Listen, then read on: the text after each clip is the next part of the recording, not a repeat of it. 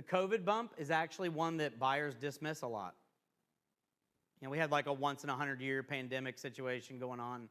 It's not something that people expect to happen tomorrow as a general rule. I know there are some, but as a general rule, people don't expect it to happen again tomorrow. And so a lot of times our buyers will dismiss that. So what's good about his trends is that 2022 was kind of rocky.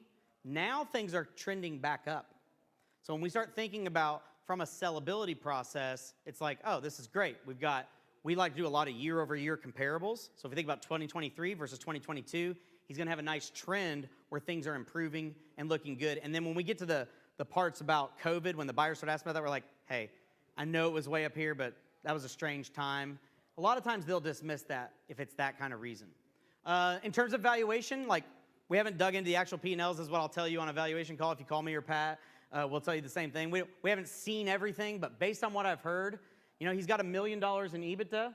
It's a big business. You know, this is probably something that I'd want to list somewhere around 3 times. He's got 65% coming through private label, and he's got about 30 ASINs there that he's managing that with. So that's a manageable amount of SKUs. He does have some reseller going on.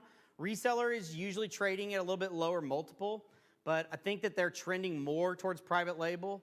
And on the size, I think we would still get some interest. And so this is one that we would list a little bit lower based on just some turmoil and also based on the situation with private label versus reseller. So I think it'd probably trade around a 3 times multiple.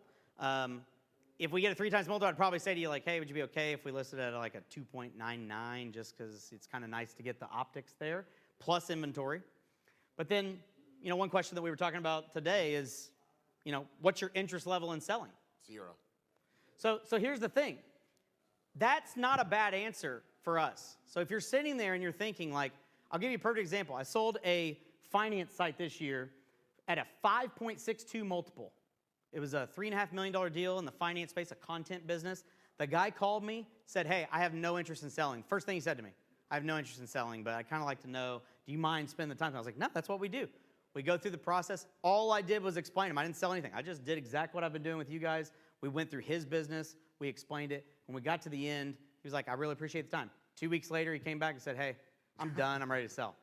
So here's the thing. That's the thing.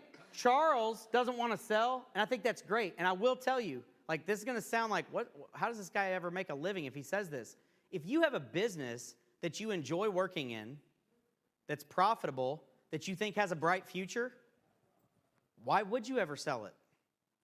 I will tell you, I've been an investor in businesses, and I've done it to a lot of volume of deals, and I will tell you that selling is deflating. If you don't have something you're looking to move on to, it's like once you sell and the money's in the bank, you're like, you forgot about the money in the bank, and you're like, well, now I don't have anything to do, and I got to go create some income.